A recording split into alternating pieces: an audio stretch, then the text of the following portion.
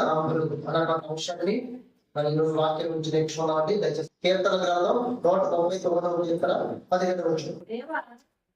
దేవా నీ తలంపులు నాకు ఎంత ప్రియమైనవి, వాటి మొత్తము ఎంత గొప్పది, వాటిని ఎక్కించదని అనుకుంటున్న అది ఇసుక కంటేను లెక్కకు ఎక్కువై ఉన్నవి, లెక్కకు ఎక్కువై ఉన్నవి. నేను మేలుకొట్టిన ఎంకను నీ యొద్దనే ఉన్నాను. అంటే ఈ మాటలు దావీదు మరి రాస్తున్నటువంటి మాటలు. 15 వచనాలు మనం చూసినట్లయితే, దేవా నీ తలంపులు నాకు ఎంత ప్రియమైనవి అన్నాడు. వాటి మొత్తం ఎంత గొప్పది, వాటిని నేను లెక్కించాలనుకుంటే అది ఇసుక కంటే లెక్కకు ఎక్కువై ఉన్నది. అంటే దేవుని తలంపులట ఇసుక కంటే లెక్కకు ఎక్కువగా ఉన్నాడు. దేవునికి మన మీద ఉన్న తలంపులు ఒకవేళ మనం లెక్కించాలనుకుంటే అవి ఇసుక కంటే ఎక్కువై ఉన్నాయట. ఇసుకని మనం పిడికిలతో తీసామనుకోండి, ఆ ఇసుకని వేయడం మనం లెక్కించగలమా? లెక్కించలేదు. దావీదు అంటున్నాడు, ప్రభువా నా మీద నీకు ఉన్నటువంటి తలంపులు లేదా మనుషుల మీద నీకు ఉన్నటువంటి తలంపులు ఎంత ప్రియమైనవి. ఒకవేళ వాటిని నేను లెక్కించాలనుకుంటే ఇసుక కంటే ఎక్కువగా ఉన్నాయి, ఇసుక రేణువు కంటే ఎక్కువగా ఉన్నాయి. అంటే దేవుడు మనుషులు ఎలా ఎన్ని తలంపులు కలిగి ఉన్నాడో ఈ మాటలు బట్టి మనకు అర్థమవుతూ ఉన్నాడు. తలంపులు అంటే అర్థం ఏంటంటే ఆలోచనలు. తలంపులు అంటే అర్థం ఏంటంటే ఆలోచనలు. అంటే దేవునికి మన మీద ఉన్న ఆలోచనలు ఇవ్వాలంటే మనం లెక్కించలేదండి. అవి లెక్కకు ఇసుక కంటే ఎక్కువగా ఉన్నాయంట. అన్ని తలంపులు, అన్ని ఆలోచనలు దేవుడు నీ మీద కలిగి ఉన్నాడు.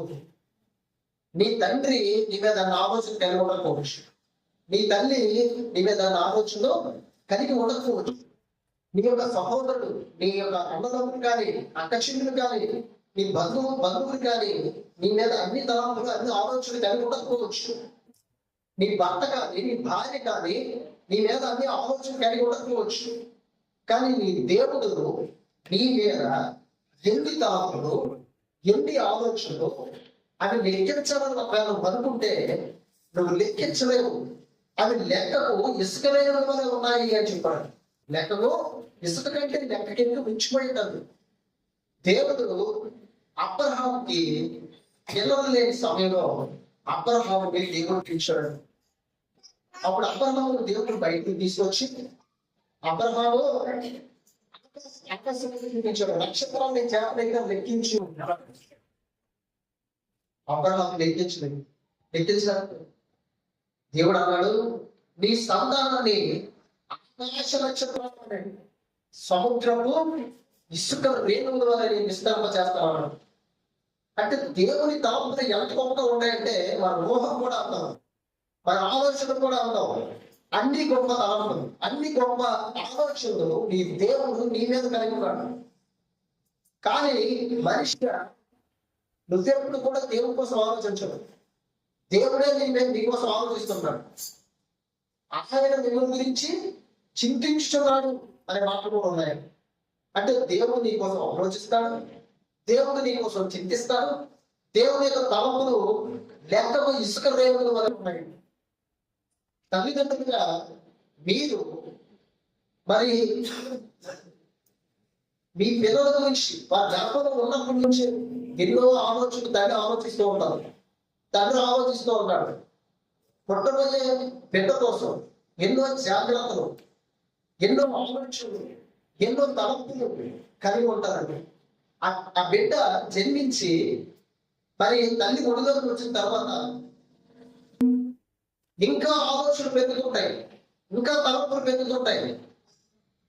ఆయన బిడ్డకి ఏం కావాలి, ఏం అవసరం, మరి రాబోతున్న దినాల్లో నా కుమార్తె ఇలా ఉండాలి, నా కూతురి ఈ విధంగా ఉండాలి, నా కుమార్తె ఈ విధంగా ఉండాలి, వాళ్ళకు మంచి భవిష్యత్తు కలిగి ఉండాలని, బాగా చదువుకోవాలని, మంచి ఉద్యోగాన్ని సంపాదించాలని ఎన్నో ఆలోచనలు కలిగి ఉంటారు. తల్లిదండ్రులు. పిల్లలు ఎలా ఎన్నో ఆలోచనలు కలిగి ఉంటారు. అలాగే వాళ్ళు వేసుకున్న బట్టలు కానివ్వండి, తినే భోజనం కానివ్వండి, ఉండే ఇల్లు కానివ్వండి, మరి ప్రతి విషయంలో కూడా ఎన్నో ఆలోచనలు కలిగి ఉంటారు. ఒక మనిషిగా నీకే నీ పిల్లలు కానీ ఇన్ని ఆలోచనలు ఉంటే నోటి మాట చేత సమస్తాన్ని కలిగించిన దేవుని యొక్క ఆలోచన ఎన్నో తెలుసు. అవి నువ్వు లెక్కించాలనుకుంటే లెక్కకు ఇసుక కంటే ఎక్కువగా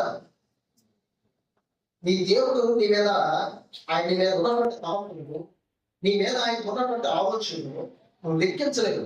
అన్ని ఆలోచనలు ఉన్నాయి ఈ దేవుడు నీ మీద, అన్ని తలంపులు ఉన్నాయి నీ దేవుడు నీ మీద. దావీదు అక్కడ అంటున్నాడు, వేద వచనాల్లో మనం అక్కడ చూసినట్లయితే ఏమంటున్నాడంటే, నేను రహస్యమంతా పుట్టిననాడు 15వ వచనం, భూమి విచిత్రంగా నిర్మింపబడి ఉన్నాడు, నాకు కలిగిన ఎముకలు నీకు మరుగై ఉండలేదు, నేను పిండంలో ఉండగా నీ కళ్ళు నన్ను చూచెను. అంటే మనం పిండంగా ఉన్నప్పుడే దేవుడికి ఎన్నో తలలు ఉన్నాయండి నీ మీద. నువ్వు పిండంగా నీ తల్లిదండ్రులు ఉన్నప్పుడే నీ తల్లి తలపులు ఉన్నాయని అనుకోకూడదు. నీ తల్లికో తండ్రికి మాత్రమే నీ మీద ఆలోచన ఉందని అనుకోకూడదు. నువ్వు పిండంగా ఉన్నప్పుడే దేవుడికి నీ మీద ఆలోచన ఉంది. నువ్వు తల్లిదండ్రుల్లో ఇంకా ముందుగా ఉన్నప్పుడే నీ తండ్రికి, నీ పరలోకంలో ఉన్న నీ తండ్రికి ఎన్నో తలంపులు, ఎన్నో ఆలోచనలు, ఎన్నో ఉద్దేశాలు నీ మీద నీ దేవుడు కలిగి ఉన్నాడని అసలు తెలుసా మనిషి? నీ దేవుడికి ఎన్నో ఆలోచనలు ఉన్నాయి. పిండంగా ఉన్నప్పుడే కాదు, పిండంగా ఉన్నప్పుడు మాత్రమే కాదు, ఎప్పటి నుంచి దేవుడు నీ మీద ఆలోచన కలిగి తెలుసా? అపోస్తలులైన పౌలు పత్రిక 1వ అధ్యాయం 4 నుంచి ఆలోచన ఎట్లనగా, తన ప్రియనియందు తన ఉచితంగా మనకు అనుగ్రహించిన తన కృపా మహిమకు కీర్తి కలుగునట్లు తన చిత్త ప్రకారమైన దయా సంకల్పము చొప్పున యేసుక్రీస్తు ద్వారా తాను కుమారునిగా స్వీకరించుటకై మనల్ని ముందుగా తన కోసం ఏం చేసుకున్నాడట? దేవుడు నిర్ణయించుకున్నాడట. ఎప్పుడో నిర్ణయించుకున్నాడట. మనము తన ఎదుట పరిశుద్ధులను నిర్దోషులుగా ఉండాలని జగత్తి గుణాలు వేయబడక మునిపే ప్రేమ చేత ఆయన క్రీస్తులో మనల్ని చేసుకున్నాడని. అంటే దేవుడికి నీ మీద ఎప్పటి నుంచి తలంపులు ఉన్నాయో తెలుసా? దేవుడికి ఎప్పటి నుంచి నీ మీద ఆలోచన ఉందో తెలుసా? జగత్తు పునాది వేయబడక మునిపే నీ మీద, నీ పరలోకంలో తండ్రి నీ మీద ఆలోచన కలిగి ఉన్నాడు. జగత్తు పునాది వేయబడక మునుపు నుంచే నీ పరలోకంలో తండ్రి నీ మీద ఆలోచన కలిగి ఉన్నాడు. ఎన్నో తలంపులు కలిగి ఉంటాడు. ఇక్కడ మనం చూసినట్లయితే తనను మా మహిమ కదా కీర్తి కలగడం, తన చిత్త ప్రకారమైన దయా సౌలభ్యం చోట్ల యేసుక్రీస్తు ద్వారా తనకు కుమారులుగా స్వీకరించుటకయ్యామన్నాడు. అంటే జగత్ కూడా వేయబడుతుంది. దేవుడికి ఎలాంటి ఆలోచన, ఎలాంటి తలంపులు మీద ఉన్నాయంటే నిన్ను తనకు కుమారుడిగా కుమార్తెగా స్వీకరించాలనే ఆలోచన తలంపు మీద ఉన్నాయండి దేవుడికి. ఇంకా చూసినట్లయితే మనం ముందుగా తన కోసం ఏం చేసుకున్నాడట? నిర్ణయించుకున్నాడు. అప్పుడు భూమి ఉందా, ఆకాశం ఉందా, విశ్వం ఉందా, నక్షత్రాలు ఉన్నాయా? ఏమి దేవుడికి నిర్ణయించుకొని ఇంకా ఎలాంటి తలంపులు కలిగి చూడండి. మనము తన ఎదుట పరిశుద్ధులను నిర్దోషులుగా ఉండాలని జగత్తు పునాది వేయబడక మునిపే అన్నారు. అంటే నీ పరలోకంలో నీ తండ్రికి ఈ జగానికి పునాది వేయబడక మునిపే ఎలాంటి తలంపులు, ఎలాంటి ఆలోచన కలిగి ఉన్నాడో తెలుసా? నిన్ను తనకు కుమారుడిగా కుమార్తెగా స్వీకరించడానికి ముందుగా నిన్ను నిర్ణయించుకోవాలని, యేసుక్రీస్తు ద్వారా తన కుమారుడుగా నిన్ను చేసుకోవడానికి జగత్తు పునాది వేయబడక మునిపే ఆయన ఏం చేసుకున్నాడంటే ప్రేమ చేత క్రీస్తులో నిన్ను ఏర్పాటు చేసుకున్నాడు. నీ మీద ఎలాంటి ఆలోచన కలిగి ఉంటుందో తెలుసా?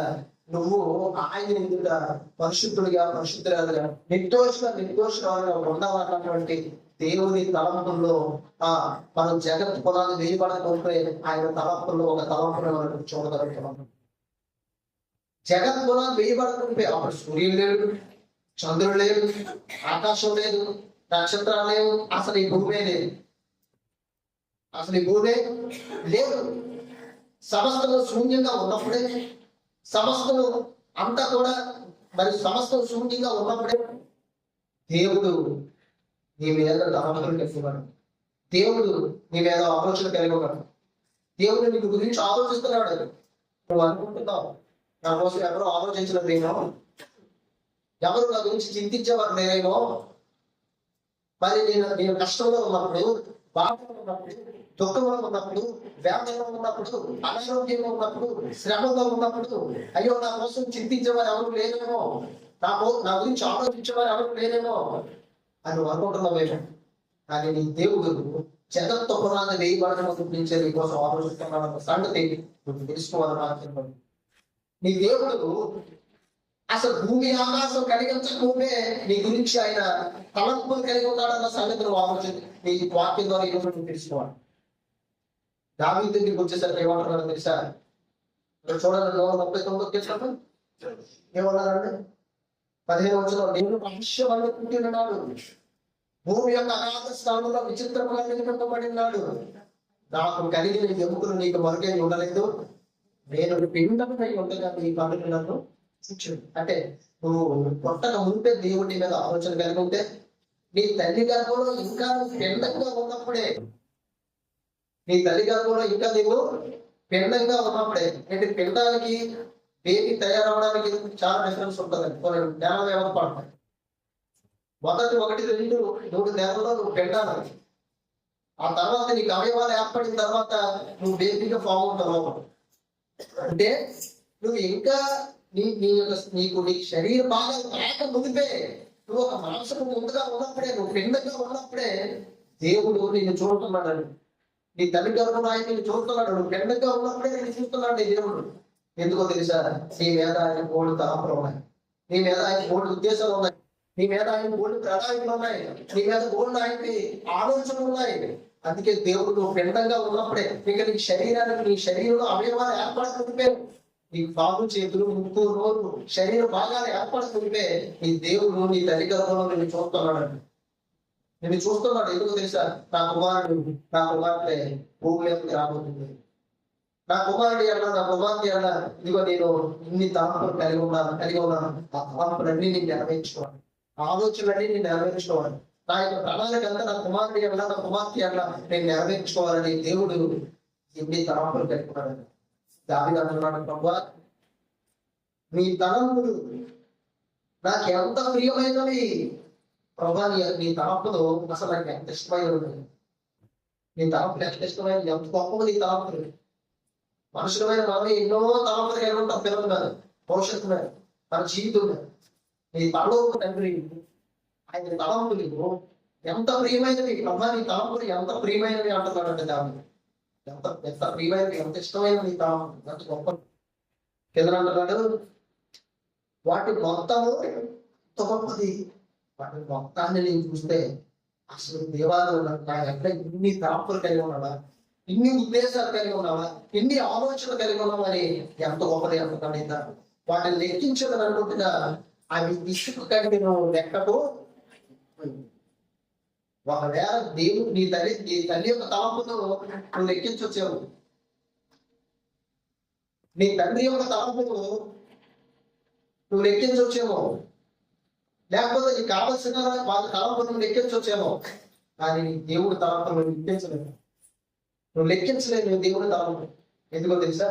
అవి ఇసుక కంటే ఎక్కువ, ఇసుక కంటే ఎక్కువ. అన్ని ఆలోచనలు, అన్ని తలంపులు నీ పరలోక పొందున్న తండ్రి నీ మీద కలిగి ఉన్నాడు, నీ మీద కలిగి ఉన్నాడు.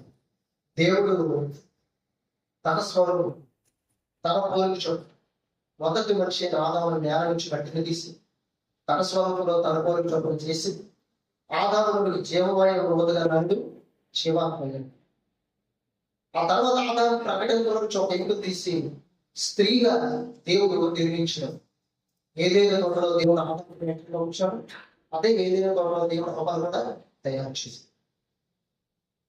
దేవుడు ఆదాము కదా హవ్వని భూముడైన తలంపులు కలిగి ఉన్నాడు, భూముడైన ఆలోచన కలిగి ఉన్నాడు. అది ఆదాము లెక్కించలేడు, హవ్వ కూడా లెక్కించడు. అన్ని తలంపులు ఉన్నాయి దేవుడికి. నా కుమారుడైన ఆదాము ఎంత గొప్పగా ఉండాలంటే దేవుడు ఎన్నో ఆలోచనలు కలిగి ఉన్నాడు. నా కుమార్తె హవ్వ ఎంత గొప్పగా ఉండాలి, ఎంత గొప్పగా మనం తయారవ్వాలి, అది ఎన్నో తలంపులు కలిగి ఉన్న పాపం తండ్రి. అందుచేతనే దేవుడు ఆదాముకి ఏదేదో కావాలన్న ప్రాంతంలో ఒక గొప్ప ఎన్ని వందల ఎకరాలు, వేల ఎకరాలు, అన్ని అన్ని ఎకరాల్లో దేవుడు ప్రతి వృక్ష ఫలాన్ని కూడా అందులో పంపించాడు. అందులో లేని ఫలం అంటే ఏమీ లేదు. ప్రతి వృక్ష ఫలాన్ని అందులో దేవుడు పంపించాడు. విత్తనం నుంచి ప్రతి జాతిని కూడా భూమి మీద దేవుడు పంపించాడు. అందులో ఏదేదో ఉండకూడదు, ప్రతిదీ ఉంది. ఆదాము తినడానికి లోటు అంటూ ఏమి లేదు. ఆదాము యూఫ్రటీస్ నది 4 పాయలుగా చిన్నప్పుడు అందరూ నుంచి వాటర్ కూడా ఎదుగుతూ ఉన్నది వస్తుంది. త్రాగడానికి నీళ్ళు ఏర్పాటు చేశాడు, తినడానికి ఆహారం ఏర్పాటు చేశాడు. అలాగే భూముల నుంచి ఆహారాన్ని దేవుడు, విత్తనం నుంచి ప్రతి జాతి మొక్కలు, చెట్టుని దేవుడు ఒలిపించాడు. అంటే తినడానికి పుష్కలంగా ఆహారం లాభం అవ్వదు. అలాగే త్రాగడానికి నీళ్ళు ఉన్నాయి.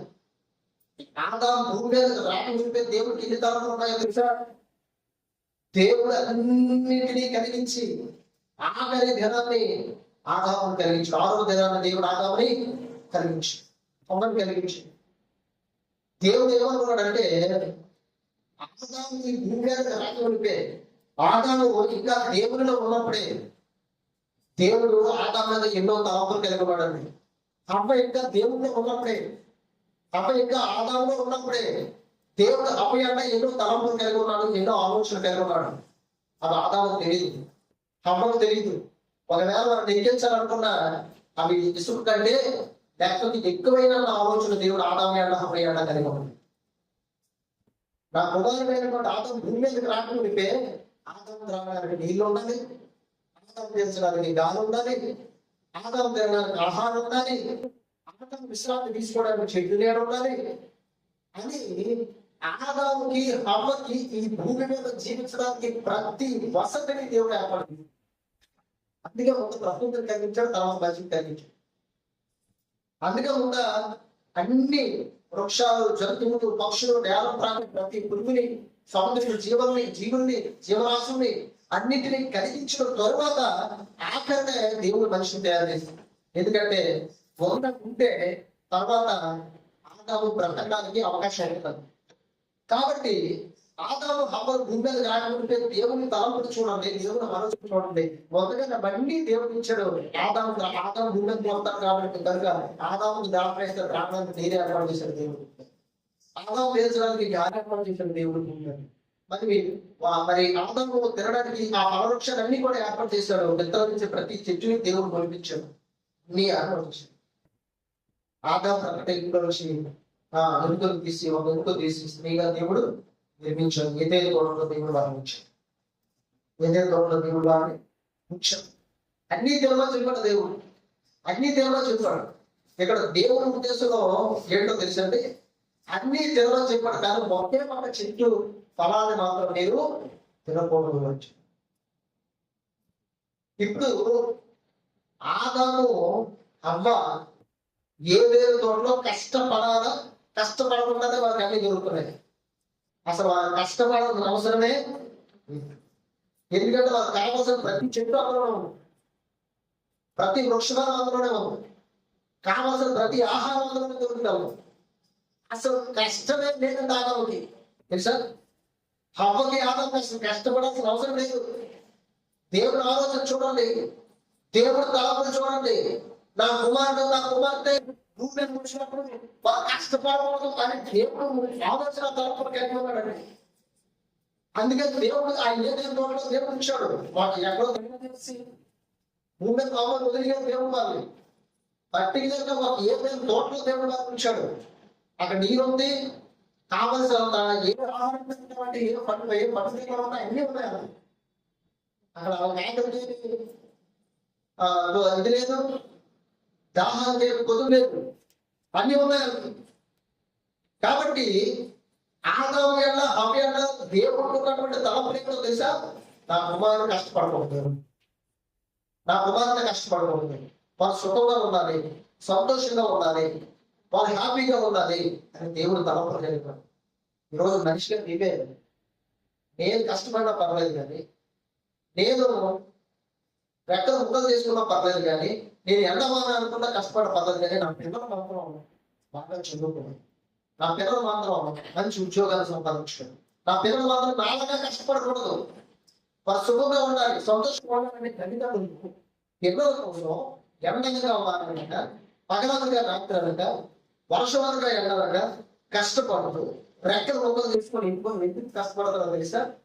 ఎండలు సంతోషంగా, సౌఖ్యంగా, సుఖంగా, ఆనందంగా ఉండాలి, ఆనందంగా ఉండాలని. వాళ్ళు అనుభవించడమే కాదండి, తల్లిదండ్రులు అనుభవించడం కాదు, తల్లిదండ్రులు తినేయడం కాదు, తల్లిదండ్రులకి ఏదో దాన్ని ఆస్వాదించడానికి కాదు, పిల్లల కోసం. నా పిల్లలు తల్లిదండ్రులు ఏమనుకుంటారంటే, చాలా మంది నేను చదువుకోలేదు కదా, నా పిల్లలు మాత్రం చదువుకోలేదు, నేను నాలాగా నా పిల్లలు కష్టపడతాను, వాళ్ళు చదువుకొని మంచి ఉద్యోగాలు సంపాదించుకోవాలి, వాళ్ళ కారణంగా వాళ్ళు నిలబడాలి. ఈ రోజు నేను ఉండలేకపోయినా, ఈ రోజు తల్లి తండ్రి మేము ఉండలేకపోయినా, పొద్దున మాత్రం నిలబడగలను అనే ఆలోచన మనకి తల్లిదండ్రులు. దేవుడు ఆలోచన ఏంటో తెలుసా? దేవుడు తలంపు ఏంటో తెలుసా? ఆయన తన కుమారుడైన ఆదాము, తన కుమార్తె హవ్వ కష్టపడకూడదు, అది దేవుడు తలం. అందుకే అన్ని ఏర్పడచ్చు. ఒకవేళ ఆదాము సముద్రం దగ్గరికి వెళ్తే అక్కడ ఆదాము కష్టపడుకోవాలని చేపలు, అక్కడ యూఫ్రటీస్ నదిలో కూడా బహుశా చేపలు ఉండొచ్చు. ఆదాము కష్టపడకుండానే వాటిని తెచ్చుకోగలడు. ఏంటి దేవుడు ఆదాము దగ్గరికి పేరు పెట్టడానికి పిలిచాడో తెలుసా? దేని పిలిచాడు చూడండి. ఆదికాండం 2వ అధ్యాయం 18 నుంచి చదువున్నాను. మరియు దేవుడైన యెహోవా నరుడు ఒంటరిగా ఉంటే మంచిది కాదు, వారిని సాటిన సహాయం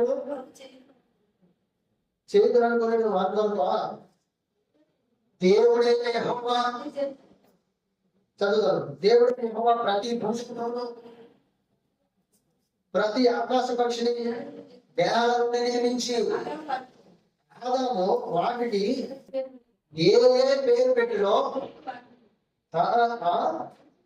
చూచుటకు అతని యొక్కకు వాటిని రప్పించడం. అంటే దేవుడు ఇక్కడ మనం చూసినట్లయితే ప్రతి భూజంతువుని అక్కడ చూడండి. చూసారంటే దేవుడు అంటే ఏం చేసినట్టు ప్రతి భూజంతు అంటే ఏమొచ్చి ఉంటాయి ఆదాము దగ్గరికి పేరు పెట్టించుకోవడానికి. ఇక్కడ మనం అర్థం చేసుకోవాల్సిన విషయం ఏంటంటే, 4 కాళ్ళతో నడిచే ప్రతి జంతు కూడా ఆదాము దగ్గరికి వచ్చింది, దేవుడు రప్పించాడు. అంటే అందులో భుజం ఉంది, సింహం ఉంది, తోడేదో ఉంది, దప్ప ఉంది, తొక్క ఉంది, ఎరుగుబండ ఉంది, అన్నీ ఉన్నాయి. అన్నీ ఉన్నాయి. మామూలు జంతువులు కూడా ఉన్నాయి. ఉండేదో ఉంది, తినడానికి ఆహారం ఉపయోగపడే అన్నీ ఉన్నాయి. అన్నింటినీ దేవుడు రప్పించాడు. అలాగే రెండోది ఏం చెప్తున్నాడు చూడండి, ప్రతి ఆకాశ పక్షిని అన్నాడు చూడండి. అంటే ఎన్ని వేల లక్షల జాతుల పక్షులు ఉన్నాయో వాటన్నింటినీ కూడా దేవుడు రప్పించాడు. అంటే అన్నింటి అంటే అందులో ప్రతి దాన్ని ఒక్కొక్క జాతికి ఒక్కొక్క దాన్ని దేవుడు రప్పించాడు. ఆదామంట వాటికి ఏం చేశాడంటే పేర్లు పెట్టాడు. ఇప్పుడు ఆదాము మాంసం తినాలనుకుంటాడు, దేవుడు రప్పించడా?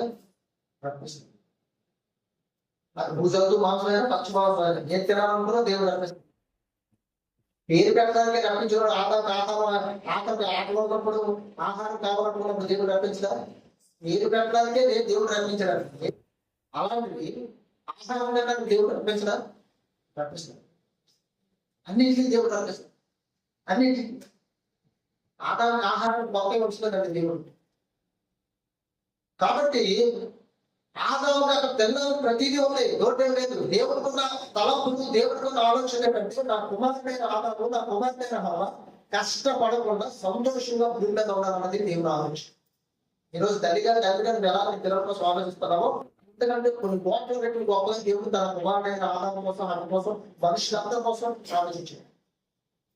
కానీ ఆదాముని హవ్వని, ముఖ్యంగా హవ్వని ఎప్పుడైతే సాతాను మోసపరిచాడో, తిరోగంగా ఫలాన్ని తినేటట్టుగా చేశాడో, ఆదాము కూడా ఫలం తిన్నాడు.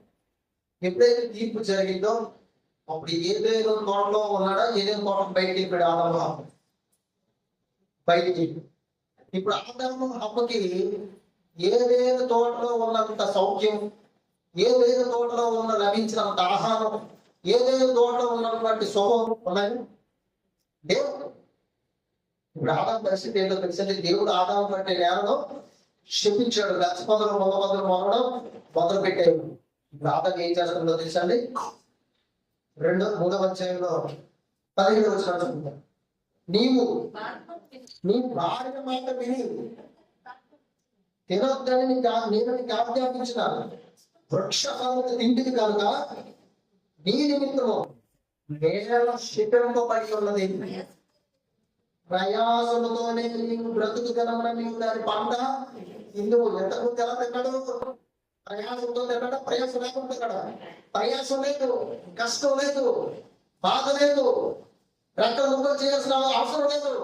అన్ని దేవుడు సమకూర్చాడండి. కానీ దేవుడి తలంపులు మరి ఆదాము దేవుడు గొప్పగా మరి తన పిల్లలు సంతోషంగా సుఖంగా ఉండాలని ఎన్నో తలంపులు కలిగినాడు దేవుడు ఆదాము అన్నాడు. కానీ ఈ రోజు అయితే ఫలానా దేవుడికి విరుద్ధంగా వారు జీవించారో ఇప్పుడు ఆదామును బట్టి నేరం క్షమించాడంట దేవుడు. దేవుడు ఏమంటే ప్రయాసముతోనే నువ్వు బ్రతుకు తెరవడం దాని పంట తిందు. ఇంకా నువ్వు ప్రయాసపడాలి, కష్టపడాలి, చెమటూర్చండి, మరి ఒళ్ళుని దొంగ చేసుకోవాలి, దగ్గర మొగ్గ చేసుకోవడం, కష్టపడి సంపాదించుకోవాలని చెప్పాడు. అంటే దేవుడి తలంపులు ఎంత గొప్పగా ఉన్నాయి.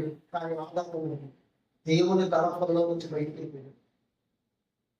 హవ్వ దేవుని తలంపుల నుంచి బయటకు వచ్చేసింది. దేవుని ఆలోచన నిర్వీర్యమైపోయాయి, దేవుని తలంపులు నిర్వీర్యమైపోయాయి. ఉదాహరణకి ఎవరైనా తన కుమారుడు బాగా చదువుకోవాలనుకున్నాడు అనుకోండి, ఆ కుమారుడు స్కూల్కి వెళ్తుంటారు. 2వ క్లాస్లోనే స్కూల్ మానేసి, 3వ క్లాస్లోనే స్కూల్ మానేసి, నేను మరి చదవాలంటే చదవాలని చెప్పి వండుకేసి చదవకుండా మానేసి మొత్తం ఊళ్ళో మరి అసలన్నీ కూడా నేర్చుకోవడం అనుకోండి. తండ్రి కళలు నెరవేరుతాయా? తండ్రి ఉద్దేశాలు నెరవేరుతాయా? తండ్రి తలంపులు నెరవేరుతాయా? నెరవేరు అంతే కదండి. నెరవేరు. తండ్రి తల్లిగా ఏమనుకుంటారు? నేను చదువుకోలేదు, నా కొడుకు నా కుటుంబాలు ఏం చేయాలి, చదువుకోవాలి, మంచి ఉద్యోగాలు సంపాదించాలి, మా భవిష్యత్తు బాగుంటుంది, నా జీవితం బాగుంటుంది, చాలా కష్టపడకూడదు కదా. కానీ 2వ క్లాసులో 3వ క్లాసులో స్కూల్ మానేసి అలా ఎదురు పోయి కూడా ఊళ్ళో రకరకాలైనటువంటి వ్యక్తులతో తిరుగుతూ అనేక వ్యసనాలు నేర్చుకుంటూ తాగుబోతుగా మారిపోయి తండ్రి మాట వినకుండా మరి ఇలా జీవిస్తుంటే తండ్రి ఉద్దేశాలు, తల్లిదండ్రి ఆలోచనలు, తల్లిదండ్రి తలంపులు ఆ పిల్లలు నెరవేరవండి. ఆదాము కూడా అంతే. దేవుడు ఎన్నో కష్టపడుతున్నాడు వారి ఆధారం పెరగాలనుకున్నాడు. అసలు స్వాభావిక జీవితాన్ని కుమారుడు ఇవ్వాలనుకున్నాడు దేవుడు. నా కుమారుడు ఇవ్వాలనుకున్నాడు. వారి ఎంతో మంచి ఆలోచన కలిగి ఉన్నాడు. వారి ద్వారా భూమి మీద పుట్టబోతున్నటువంటి పిల్లలకు కూడా దేవుడు మంచి సౌఖ్యాలు ఇవ్వాలనుకున్నాడు. అప్ప కూడా దేవుడు ఏం చేసిన సార్ 16 ఆయన స్త్రీతో నీ ప్రయాసమును నీ గర్భవేదనను నేను మిక్కిలి హెచ్చించను, వేదనతో పిల్లల కందువా చూసారా. అంటే అంతకుముందు దేవుని ఆలోచన ఎలా ఉంది? అపయల్ల స్త్రీ అన్న దేవుని ఆలోచన ఎలా ఉంది? ధర్మభక్తి అన్న వేదన లేకుండా పిల్లల కండం, ప్రయాసం లేకుండా పిల్లల కండం, ఏమండి గర్భ వేదన లేకుండా పిల్లల కండం. ఎంత గొప్పగా ఉండదండి స్త్రీకి ఆరోగ్యం ఉంటే, ఎంత ఆనందం ఉంటుంది. ఇప్పుడంటే హాస్పిటల్ అండి డెలివరీ అవుతారు ప్రతి ఒక్కరు. ఎంతకు ముందు ఎక్కడ డెలివరీ అయ్యేవారు ఇంటి దగ్గరే ఉంటారు. 15-20 సంవత్సరాల నుంచి హాస్పిటల్, అంతకు ముందు 20 సంవత్సరాలు కాదు ఇంటి దగ్గరే అందరూ ఆ మంత్రశాల రావడం లేదా ఎవరో తెలిసిన వ్యక్తి వచ్చి డెలివరీ చేయించడం అన్నీ ఉంది. ఇప్పుడు పురుషులకు తెలియదు కానీ స్త్రీకి తెలుస్తుంది ఆ పెయిన్. ఈ సమయంలో ఎలా ఉండదంటే ఎందుకు నేను పిల్లలు అంటున్నాను అని పెయిన్ చచ్చిపోయిన బాగుంది అన్నంత ఆలోచన కలుగు, ఎందుకు పెళ్లి చేసుకోవాలను అన్నంత ఆలోచన కలుగు. అంత పెయిన్ ఉంటుంది, అంత బాధ ఉంటుంది. ఎందుకు వచ్చిందంటారు బాధ? ఎవరి వల్ల వచ్చిందంటారు? జీవం కలిగిన ప్రతి వారికి తల్లి అక్కడ స్టార్ట్ అయింది. అంటే దేవుడి తలం ఎలా ఉందో తెలుసా? మనుషులు ఎలా ముఖ్యంగా ఇంత పురుషుల కోసం చెప్పుకోవడం కదా, స్త్రీ కోసం. దేవుడు వాళ్ళ భూమి మీద పిల్లలను జన్మిస్తారు. అప్పుడు అని ఎలా ఉంటదంటే గర్భ వేదన ఉండదు, ప్రసవ వేదన ఉండదు, అసలు ప్రయాసపడాల్సిన అవసరం లేదు. విత్ ఇన్ సెకండ్స్ లో స్టేట్స్ లో పెయిన్ ఉండదు అసలు. ఇది దేవుడు తలం మనుషులు ఎంత గొప్ప ఎంతో గొప్ప ఆలోచన అండి నీ తండ్రి పరమపదాలు నీ తండ్రి. అసలు నీ పెయినే కాకుండా చూసుకోవాలనుకున్నాడు దేవుడు, నీకు బాధ రాకుండా చూసుకోవాలనుకున్నాడు. ఎంత బాధ కూడా నువ్వు పొందకుండా నువ్వు ఫ్రీగా హ్యాపీగా గడప కావాలన్నది దేవుడు ఆలోచన తెలుసా. కానీ అమ్మ ఏం చేసుకోవాలి తెలుసా? ఆ ఫరాలు ఇది దేవుని ఆలోచనలో దేవుడు ఆలోచన నెరవేరలేదు. దేవుడు ఏమంటున్నాడు తెలుసా? నీ గర్భవేదన మిక్కిలి ప్రయాసంతో గర్భవేదన మిక్కిలి హెచ్చిస్తాను, వేదనతో పిల్లల్ని కంటారు. వేదనతో కంటారు. వేదన దేవుని ఆలోచనలో వేదన లేదు, దేవుని తలంపుల్లో వేదన లేదు. ఆయన తలంపులు ఎంత ప్రియమైనది, ఆయన తలంపులు ఎంత గొప్పవండి. వేదన లేదు దేవుని తలంపు. ఆయన వచ్చేసరికి అతనికి శ్రమ వచ్చింది. ఆదాము కూడా కష్టపడి పంట సంపాదించుకుని తినాలి. అప్ప కూడా వేదనతో ప్రయాసపడుతూ గర్భవేదన దేవుడు హెచ్చించాడు కనుక పెయిన్తో పిల్లలు కదా. అంటే దేవుని ఆలోచన దేవుని తలంపులు వేరే ఉంటాయి నీ మీద. కానీ నువ్వు దేవుని కొరకు జీవించకపోతే, ఆయన ఆజ్ఞకు లోపడకపోతే, వాక్యాలు రాకపోతే ఆలోచన మారిపోతుంది. ఆయన ఆలోచించు బయటకు వచ్చిస్తే దేవుని తలంపులు నీలో నెరవేరము, దేవుని ఆలోచన నీలో నెరవేరము, దేవుని ఉద్దేశాలు నీలో నెరవేరము, దేవుని ఉద్దేశాలు నీలో నెరవేరము. కాబట్టి ఇక్కడ మనం అర్థం చేసుకోవాల్సిన విషయం ఏంటంటే, దేవుని తలంపులు లెక్కకు ఇసుక కంటే ఎక్కువ ఉన్నాయి ఈ మీద. ఆదామయ్యాల తమ్ముళ్ళు ఎన్నో తలంపులు తెలుపుకున్నాడు, నెరవేర్చబడ్డాయి, నెరవేర్చబడ్డాయి. ఈరోజు నీ మీద కూడా దేవుడు ఎన్నో తలంపులు ఆలోచన చేశారు తెలుపుకున్నాడు. ఎప్పుడైతే ఆదాము నుంచి పాపం ఎంటర్ అయిందో, అప్పటి నుంచి ఆదాము నుంచి మనుషులందరిలోని పాపం ఎంటర్ అయిందో, మనుషులందరిలోని పాపం విస్తరించింది. ఇప్పుడు కూడా దేవుడు తన ఆలోచన ఆయన తలంపులు మనుషులంతా ఇంకొక ఆలోచన కలిగింది. ఇంతకుముందు ఆలోచన నిష్ఫలం అయిపోయి నిర్వీర్యం అయిపోయింది ఆదాము. కానీ ఇప్పుడు ఇంకొక ఆలోచన కలిగింది. మనుషులందరూ కూడా పాపం వల్ల చనిపోతాం. మీ అపరాధముల చేతను పాపముల చేతను మీరు చచ్చిన వారు చనిపోతున్నారు. మనుషులు పాపం చేత అపరాధం చేత ఆత్మీయంగా చనిపోతారు. దేవుడు ఆలోచించారు, నా కుమారుడిని భూమికి నేను పంపించాను అని. దేవుడు అక్కడ ఏం చేశాడు తెలుసా? దేవుడు లోకమును ఎంతో నువ్వు పాపి అని దేవుడిని వదిలేదు. నువ్వు పాపం అని దేవుడిని నరకానికి పంపించలేదు. వెంటనే నువ్వు పాపం అని దేవుడు అక్కడితో మనుషునికి దేవుడికి మధ్య సంబంధం లేకుండా చేయలేదు.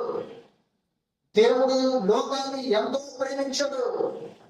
తన అద్వితీయంగా ఉన్నటువంటి కుమారుడిని యేసుక్రీస్తుని భూమి మీద పంపించి, ఎవరైతే యేసు నామమున విశ్వాసం ఉంచుతారో నశించిపోకుండా వారికి ఏమి ఇచ్చాడు తెలుసా? నిత్య జీవం. రెండో తలం రెండో ఆలోచనండి. ఒకటేమో ఆదాము కాబట్టి ఏం చెప్పాడో తెలుసా? చావులేని జీవితం ఉంటారు.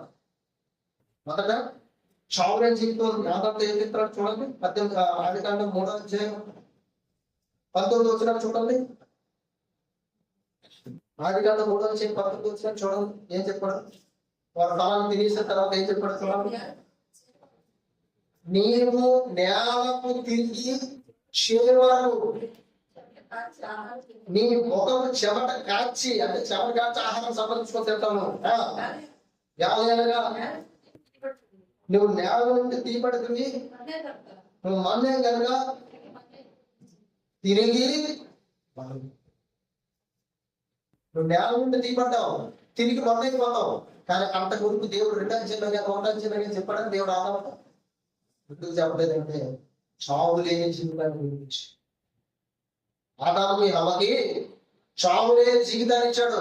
అసలు ఏ దేవుని తోటలో జీవవృక్ష ఫలాన్ని ఎందుకు ఇచ్చాడో తెలుసా? దేవుడు జీవవృక్ష ఫలాన్ని దేనికోసం నేల నుంచి పంపించాడో తెలుసా? చూడండి 22వ వచనం చదవండి. అందులో అప్పుడు దేవుడే యెహోవా ఇదిగో మంచి చెడ్డలు జరిగినట్లు ఆదాము మనలో ఒకరినట్టు వాడాడు. కాబట్టి అతడు ఒకవేళ తన చెయ్యి చాపి జీవవృక్ష ఫలం కూడా తీసుకొని తిని నిరంతరం జీవించదేమో అని ఏం చేశాడండి దేవుడు? దేవుడే యెహోవా ఏ నేల నుండి తీయబడినో దాన్ని శాంతిపరచుటకు ఏదైనా తోటను అతన్ని తప్పిస్తుంది. అసలు జీవవృక్ష ఫలాన్ని ఎందుకు ఏదైతే తోట మొలిపించాడో తెలుసా దేవుడు? ఆ ఫలాన్ని తింటుంటే ఆదాముకి హవ్వకి ఏముండదట? చావు ఉండదు. చూసారండి దేవుడి తలంపులు, దేవుని ఆలోచనలు చూడండి, దేవుని తలంపులు చూడండి. ఆ మంచి చెడ్డ తెలిపించే వృక్షం కూడా ఎందుకు పంపించాడు తెలుసా? ఆ ఫలాన్ని తింటే నువ్వు చచ్చిపోతావు, జాగ్రత్త ముందుగానే దేవుడు హెచ్చరించాడు. ఆయన తలంపులు చూడండి. తండ్రిగా తల్లిగా నువ్వు నీ పిల్లలకు జాగ్రత్త చెప్తావు. ఎందుకు? వారు బాగుపడాలని, మంచి భవిష్యత్తు కలిగి ఉండాలని. ఆదాముకి హవ్వకి దేవుడి జాగ్రత్త చెప్పాడు. వారు బాగుండాలని, మంచి జీవితాలు కలిగి ఉండాలని, నిత్య జీవాలు కలిగి ఉండాలని. ఏదైనా చోట్ల మంచి చెడ్డ తెలిపించాడు వృక్షం పక్కనే కాస్త దూరంలో ఎక్కువ చెప్పి కూడా దేవుడు గుర్తించాడు. ఆ వృక్షం పేరు ఏంటంటే జీవవృక్షం. ఒకవేళ ఆదాము ఈ వృక్ష ఫలాలు తినకుండా ఆ వృక్ష ఫలాలు కానీ తింటే ఆదాముకి ఎలా ఉందో తెలుసండి? హవ్వకి ఆదాముకి నిరంతరం వచ్చింది. అలాగంటే దేవునికి ఎలాగైతే చావు ఉంటుందో మనిషిగా నీకు కూడా చావు ఉండదు అంటాడు. అది దేవుని తలంపులు, అది దేవుని ఆలోచనలు. కానీ మనిషి దేవుని ఆలోచన ప్రకారం నడవడం లేదు, దేవుని ఆలోచన ప్రకారం జీవించడం లేదండి, దేవుని ఆలోచన ప్రకారం వారి బ్రతుకులు మార్చుకోవడం లేదండి. దేవుని తలంపులు వేరైపోతున్నాయి, మనిషి ఆలోచనలు వేరైపోతున్నాయి. దేవుని ఉద్దేశాలు వేరైపోతున్నాయి, మనిషి ఉద్దేశాలు వేరైపోతున్నాయి. దేవుని ప్రణాళికలు వేరైపోతున్నాయి, మనిషి తనలోకి తాను గొప్ప గొప్ప ప్రణాళికలు వేసుకొని దేవునికి దూరం అయిపోతున్నాయి. దేవునికి దూరం అయిపోతుంది. దేవుడి ఆలోచన అన్ని కూడా మంచిది. దేవుడు ఆలోచన అన్ని కూడా నేను ఉన్నత స్థాయిలో నిలవబెట్టేవి. దేవుడు ఆలోచనలు నీకు నిత్య జీవాన్ని ఇచ్చేవి. దేవుడి ఆలోచనలు పరలోకానికి తీసుకెళ్ళేవి. నువ్వు పాపలని దేవుడు విడిచిపెట్టలేదండి. ఆయన ఆలోచన మళ్ళీ కొత్తగా ఆలోచించాడు. మళ్ళీ కొత్తగా నీ మీద ప్రణాళిక, కొత్తగా నీ మీద ఉద్దేశాలు కలిగి ఉన్నాడు. తన కుమారుడిని యేసుక్రీస్తును భూమి మీదకి పంపించాడు. ఆయన పిల్లల కోసం వాళ్ళు పెంచుకోవాలి, మరణించాలి. నువ్వు బలవ్వాలి, నువ్వు బలవ్వకపోతే నా పిల్లలు బలైపోతారు కనుక నువ్వు బలవ్వాలి నా పిల్లల కోసం అని నా కుమారుడిని యేసుక్రీస్తుని స్థితిలో మరణించడం ఎంతో ఇష్టమైనది. యేసుక్రీస్తు మన కోసం బలైపోయాడు, మనుషులందరి కొరకు బలైపోయాడు. శివుడు తన ప్రాణాలు పెట్టాడు. ఆమె రక్తం కొట్టుకొని జ్ఞానం యేసుక్రీస్తు. ఎందుకో తెలుసా? యేసుక్రీస్తు రక్తం ద్వారా మనుషులు ఆదాము నుంచి వచ్చినటువంటి పాపాలు మళ్ళా దేవుడు ఏం చేయాలనుకున్నాడు? తుడిచివేయాలనుకున్నాడు. మరి ప్రతి విశ్వాసం నుంచి మారు మనసు పొంది బాప్తిసం తీసుకున్న ప్రతి ఒక్కరు కూడా పాపాన్ని తుడిచివేస్తున్నాడు. మనుషులుగా, నిర్దోషులుగా, నీతిమంతులుగా దేవుడు మారుస్తున్నాడు. దేవుడు ఆలోచన చూడండి, దేవుడు తలపుని చూడండి. నీవే అంత గొప్పగా ఉన్నది. దేవుడు జగత్తు పునాది వేయబడకుంటే ప్రేమ చేత క్రీస్తుని నిన్ను ఎదిగి అర్పణ చేసుకున్నాడు. జగత్తు పునాది కొన్ని కోట్ల కోట్ల సంవత్సరాల ముందు నీ మీద ఆయన తలంపు ఏంటో తెలుసా? నీవు ఆయన ఎదుట పరిశుద్ధులుగా, నిర్దోషిగా కనబడాలన్నది దేవుడి తలంపు. ఆ తలంపును ఆయన పాడు చేశాడు. మనుషులు అందరిలోకి పాపం విస్తరించింది. దేవుడు ఆయన తలంపుల కోసం అన్ని రెండోసారి ఆలోచన చేశాడు. తన కుమారుడు యేసుక్రీస్తును బలి చేశాడు. ఆయన రక్తంలో మనుషులు పాపక్షమాపణ ఇచ్చాడు. పాపాన్ని ఆయన రక్తం ద్వారా కడిగి వేశాడు. ఇప్పుడు దేవుడు ఆలోచన ఏంటో తెలుసా? మరలా నా పిల్లల్ని పరిశుద్ధులుగా, నిర్దోషులుగా సాక్షి నా ఎదుట నిలబెట్టుకోవాలన్నది దేవుని యొక్క తలంపులు నీ మీద, దేవుని ఆలోచనలు నీ మీద, దేవుని ఉద్దేశాలు నీ మీద. ఆదాము జీవవృక్షానికి వెళ్ళకపోయాడు, నా పిల్లలైన జీవవృక్షానికి వెళ్తానుకున్నాను. అది యేసుక్రీస్తు ఏం చెప్పాడు తెలుసా? పరలోకము నుండి దిగి వచ్చిన శివాహారాన్ని నేనే, నన్ను తినవాడు ఎల్లప్పుడూ జీవిస్తాడు. అది దేవుడు ఏమన్నటువంటి తలంపులు. నేను పరలోకానికి చేర్చాలన్నది దేవుని తలంపులు. నేను పాపం నుండి విడిపించాలన్నది దేవుని తలంపులు. నీకు పరిశుద్ధమైన జీవితాన్ని ఇవ్వాలన్నది దేవుని ఉద్దేశం, దేవుని తలంపులు. అవి నువ్వు లెక్కించాలంటే లెక్కించలేదు.